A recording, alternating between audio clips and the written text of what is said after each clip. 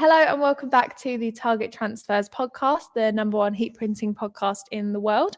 Today, Andy and I are going to be answering some of your questions that you sent in via our Instagram poll earlier this week, just about starting a heat printing business. There's some marketing and branding questions in there, a whole variety of things. So we're just going to jump straight in and get some of those sorted for you. Also, if you haven't noticed, we are in a different setup today. We've upgraded the Target Transfers podcast studio, if you will, upgraded our mic, so hopefully the audio will be better for you guys. We did hear you when you were commenting, asking us to make some slight improvements to that. So yes, hopefully this is better for you. Let us know what you think of the new setup. And yeah, should we get straight into some questions? Okay, do you want to answer the first one, Andy? Okay. This one is about neck labels and branding. So how would I go about printing custom neck labels for my products? Okay, this is really easy. It's a great way to add value to your products. It's a great way to be a business card, essentially. So this is something that comes up quite a lot when people come here for one-to-one masterclasses. It's about growing a business, but it's also actually, okay, number one, before we even get into how to do it, number one, always offer a neck label to a customer. One, because they're so inexpensive to do. You're talking sort of like 20p, 10p, 20p to actually have a neck label. It adds value to your customer's product. So every time you get a t-shirt and it's got that custom soft neck label, and it just has much more of a perceived value to it. So it's a great way to make your customer's product have a high perceived value, or if you're a brand, to make your product have a higher perceived value. And if you're doing fulfillment for someone and they're like, actually, no, I don't want a neck label, put your own one anyway, because that was going to be my next comment, was that it doesn't always have to be your brand's branding. If you're doing levers, put the school's branding in it. It can be if you're doing for customer work, that kind of thing. So number one, I'd always offer it up as an additional cost to your customer. Say it costs you 20p, or charge them £2 or £3, because it's a great way of adding increasing your average order value. But if they still say no, still do it anyway, because it might be that someone's washing that top and they're like, Molly branding, okay, maybe I'll go to them because actually I need some t-shirts now. It's a great way of finding new business. So that's don't name your t-shirt Molly branding. But in terms of how you actually do it, it's really easy. Sort of most top blanks companies will sell you a terrible neck label t-shirt. So I know that we did a video recently with Bella Canvas and we used their neck labels, and you can see it just literally just tears out the back. So it's not there's no cutting, there's no stitching. It's really, really easy to do. They're built with a tear in them, so they just literally just tear out. And all you need to do is turn the t-shirt inside out and put it onto your heat press. Pop the neck label onto the collar, nice and easy. Neck labels are really easy to do the artwork for and get prepared. I mean, we did do a video a couple of months back about how to go from start to finish with neck labels. So if you want to download a free artwork, there's one on our website, custom.targettransfers.com. But essentially, it's have your brand logo at the top, then have small, medium, large, extra large, double XL, whatever it needs to be underneath. Include some washing instructions. That's always good, because that way if the customer washes it too hot or tumble dries it when it shouldn't do, you're covered that way as well. And that's it. Really nice and easy. Maybe a website or a social handle. And then just makes everything look that a little bit more expensive. But it's, like I say, it's about 10, 20p, because you could order a giant sheet order like 5-10 sheets of smalls, mediums, larges, extra larges, depending on what product size you sell. Most often, really nice and easy. And it is, for, as I say, for people that have never done it before, it's literally the exact same process as applying a design to a t-shirt, like our podcast ones, except it's a smaller version in the back of the neck. It's a heat transfer, and it really is that simple. And if you haven't already, we do have a free template download available for people to go on and download, chuck their details in, like Andy said, with all the different sizes and what have you, and you're good to go. And if you're already ordering a transfer sheet, for instance, you can they're so small, you can put them on the bottom of a transfer sheet. So that way you can maximize your sheet, and you're probably not actually spending more money on the transfer. I should note the most common way of getting neck labels produced is to pick a 1 to 5 color product, because neck labels only tend to be one color anyway. Black or white. Or a lot of our customers are using silver shimmer, because silver's quite a subtle color, but it can go on white and black. And it won't show through Because if you put a black label on a white t-shirt, it's that little bit too thin with the cotton, you might see the neck label showing through. But something like silver actually doesn't show up on any. It shows up nicely on both products, but it doesn't show up through the back of the t-shirt, so it looks really good that way. It's got a bit of the reflection in it as well, which just makes it look a bit more premium, I guess. Exactly. So that's what I would go for. Brilliant. Okay, so to summarize, go to custom.targettransfers.com, head to the neck label section, and everything you need is in there. Okay, question 2. I'm starting a new clothing brand and don't really know what I'm doing with my photography and promoting products to customers. Any tips?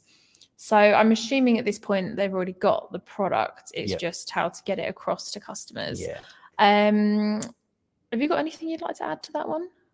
I think anything that jumps to mind straight away? I think the main thing really is to just start making content. Really, that's the main thing. Is really get stuck into it.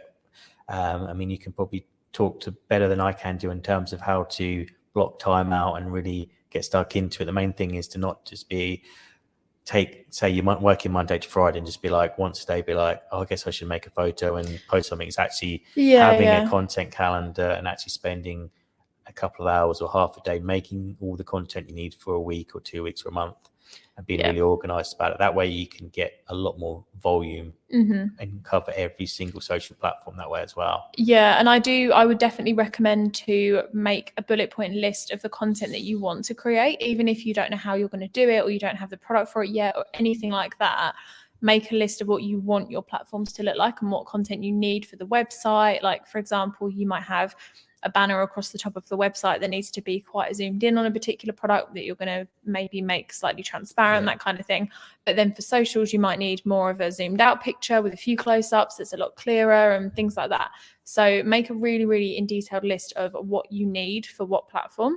And then, like Andy said, block out a period of time and just get shooting, because the amount of times we've had a product that, for example, we've needed to photograph for our socials. Our neck labels are a good example. The first 20 even photographs of the neck labels that I took were horrendous. And it took just the practice of positioning it in a certain way, moving the light around, doing all of those things.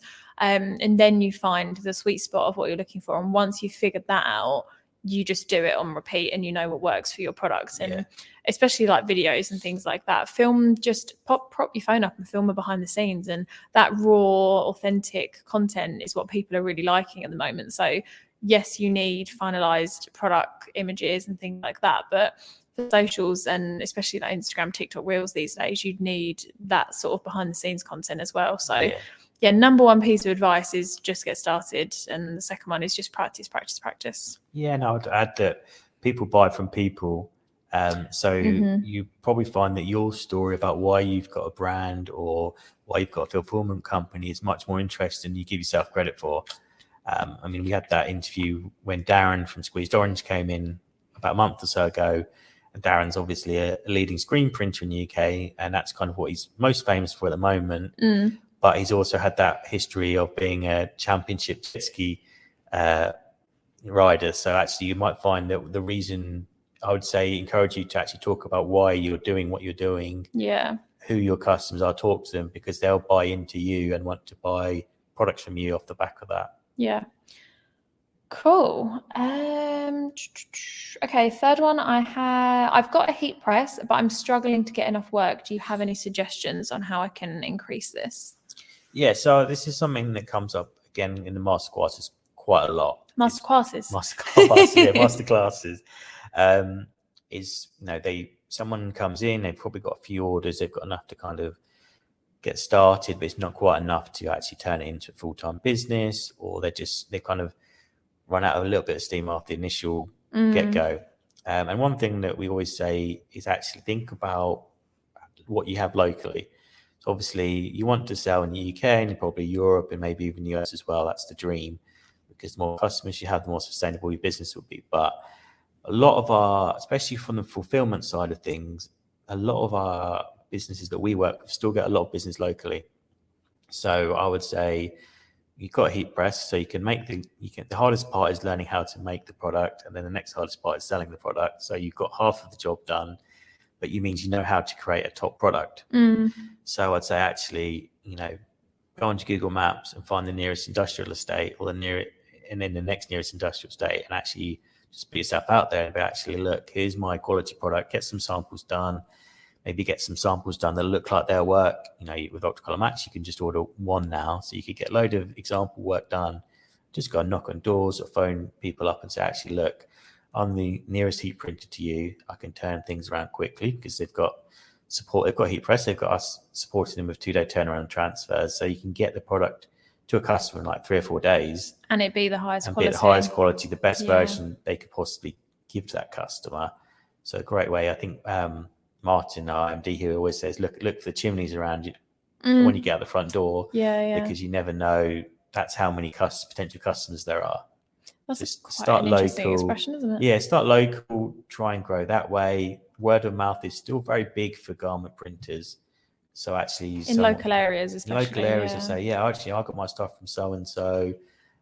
They go, we only need 10 or 20. I'll contact them as well. Yeah, and then they're like, actually, I need to get some t-shirts done or some polo shirts done for work. And you never know just how far and far it can spread from that. So I'd say leverage your location and then leverage the sort of groups you might be in. So it could be people sort of socially, chances are there's someone that's going to have a business there. You don't have to be kind of pushy or rude about it. You might just come up in a conversation like, this is what I do. If you ever need anything, give me a shout. Do you know what? I'll go and speak to them and get my work done through them. Or I know someone who needs some stuff done. Or if you're part of some sort of other group that you do socially, then do they need t-shirts? Well, I'd be like, I can do it for everyone. It could be a sports club or someone through the gym or whatever it may be. Just don't be afraid to be, I can do that, because there's always going to be someone that needs something printed or something personalized. Yeah, and chances are with the variety of products we have on such a tight turnaround, you will be able to do it, whether it's a personalization one-off, whether it's a sport product, whether it's a load of logos. Like we have a product for everything. So never be afraid to say no to anything because you're not sure if the technology can keep up. It can. You can say yes to everything. And then also see question 2 about promoting a business and how to get started with actually just talking about it.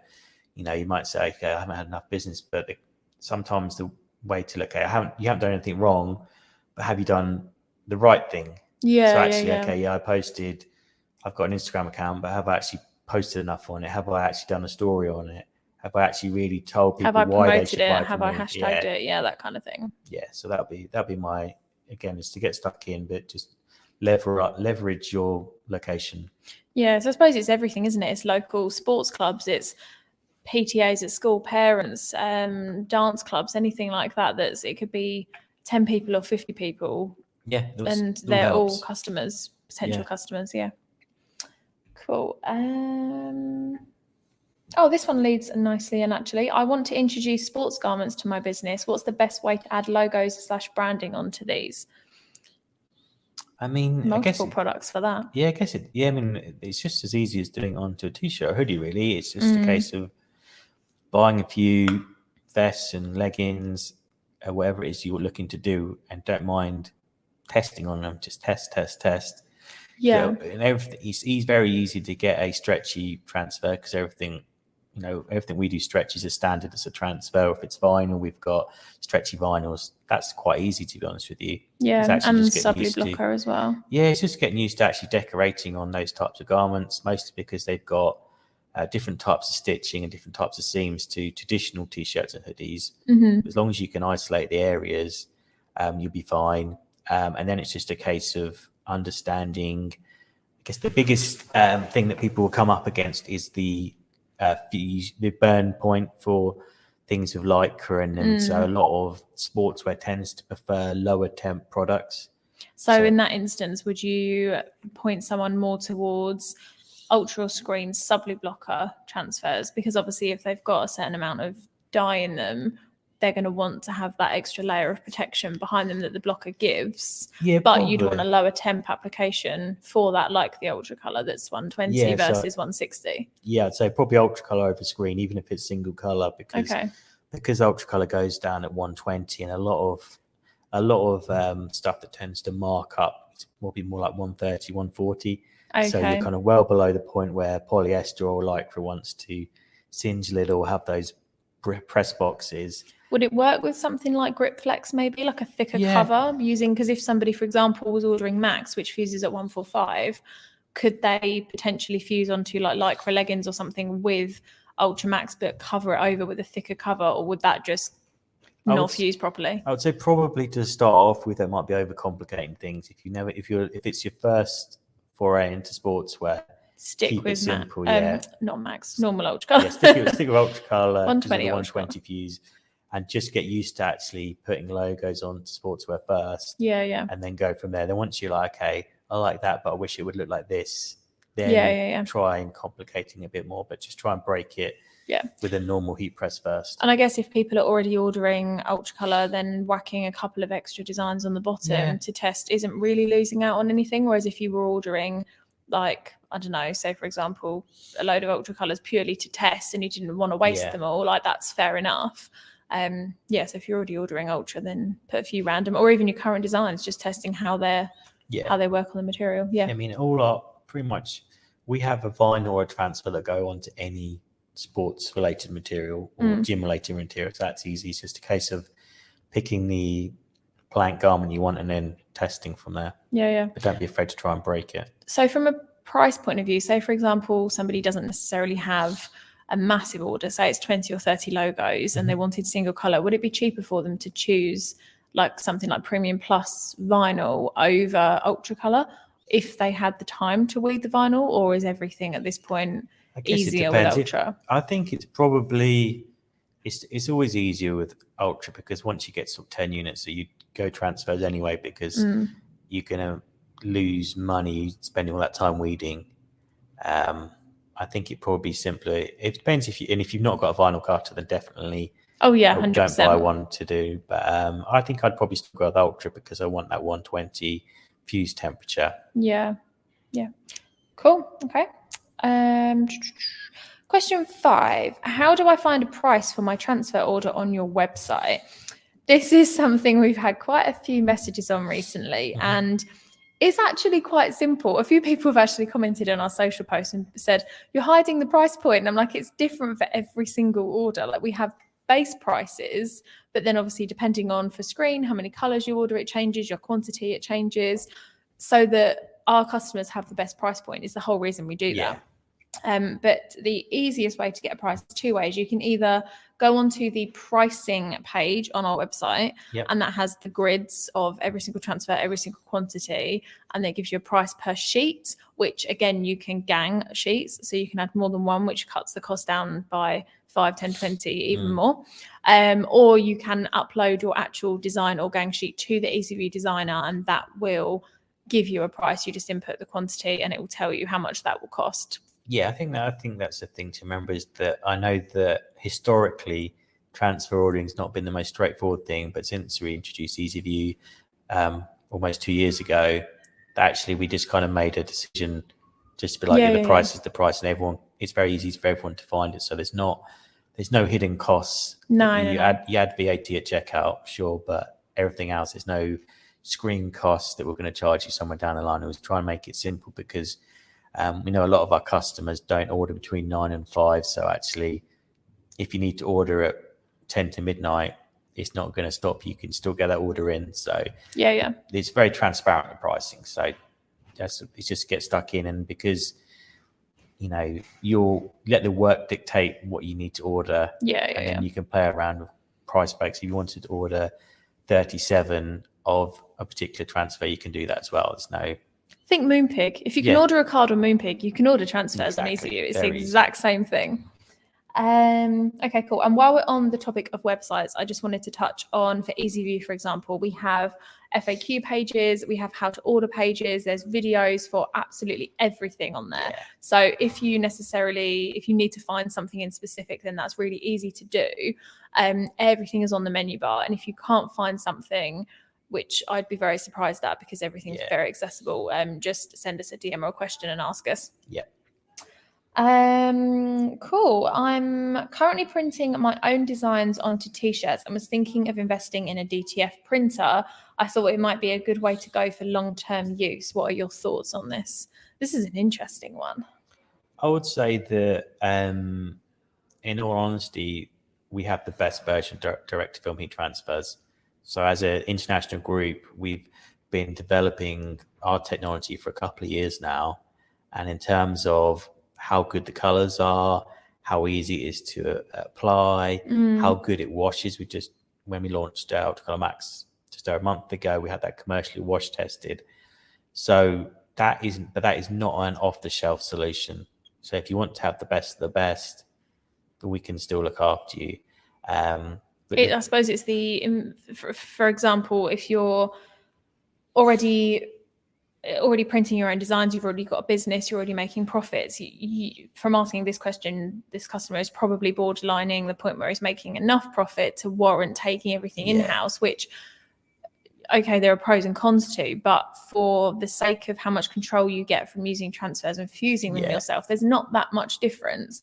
And in terms of how much you would actually have to spend to get that equipment and get it right, versus how much it would cost you to just use our transfer services, which is, like I say, the quickest, the highest quality, the longest lasting, and the price of it as well will keep your business going. You know, we can do orders of up to hundreds of sheets if you need them. It's not you hit a certain point and you stop ordering transfers. If it's a massive order, then obviously give us a heads up, but we can cater for a certain amount of things like that. I'd say much like vinyl, once you get to about 10, 20 units, it's always going to still be more cost effective to go with Ultracolor at that point, because it's the most scalable full color transfer available. And once you start to get into volume, so if you like I said, if you said I want 10,000 and I want them in 2 days, it's done. And the DTF machine won't be able to run at that same capacity and that same turnaround time. It would take you a lot longer than 2 days to print 10,000 shirts. The price per unit per transfer is going to be considerably less with Ultracolor. So you're never going to get the same price point. So, I mean, I would encourage you that we did do a live Q&A, which we do have another one next week. Previously, when we did a full price breakdown for Ultracolor versus Ultracolor Max to see where the difference is, but most of our customers have found one, they'd rather buy from the heat transfer experts, which is Target Transfers, Transfer Express, Styles International, because the actual end product for your user is going to be higher quality every time. So in summary, no. I'd say not at the moment. No, not the best idea. There are better ways to go about it if you're at that scale. Okay, so this question is in relation to our marketing masterclass. I'm considering doing paid Instagram and Facebook ads to reach my customers and get new ones. What types of images and videos should I use for this? I think for something like this, it's important to understand your organic side of things first. If you're running paid ads but you haven't got an organic backing, you will struggle to retain customers and get them to follow and engage with your posts. Whereas if you build up your organic first and then throw a couple of really good performing organic posts onto paid for a couple of weeks, you're probably much more likely to have success with that than you are going, I can't reach anyone on Instagram, I need to put money behind it. That's not always necessarily the way to go. And what we were talking about earlier with photos and videos and what you should post is that people do see right through sort of the like fakeness almost of promotion, stuff like that. If you're posting authentically every other day or something like that, your customers will get to know you, they'll get to know your brand, they'll go, oh, okay, this person is real, it's not just one advert I keep seeing, and things like that. So not to say that ads are a bad idea, they are a good idea when you're at a certain point. But I think understanding the importance of getting your organic pages, your normal posting pages right first. I'd agree with that. What was the thought process behind introducing DTF to your transfer selection? It's really simple. Lots of our customers want to order just one. That's what it came down to, really. We we've Ultracolor and EasyView had been live for about 18 months, and you said, actually, we want to order one, and we knew this question was going to be coming before we even launched it. That's why we've been, as an international group, working on this product for quite a long time. So we knew that this was something that people have been asked after. And we know a lot of people want to do personalization at scale. So you want to be able to order a sheet and fill it with, say, 70 different initial sets that are all different colors. It could be 70 different colors. So you want to have that flexibility. Okay, that's it for all our questions for today. Thank you to everyone that's sent one in. We really appreciate it. And for joining us for episode 10 of the Target Transfers podcast.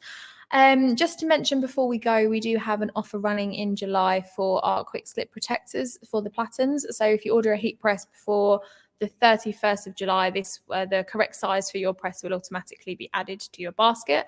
So yeah, if you need to get a new press, an extra press, anything like that, do it this month.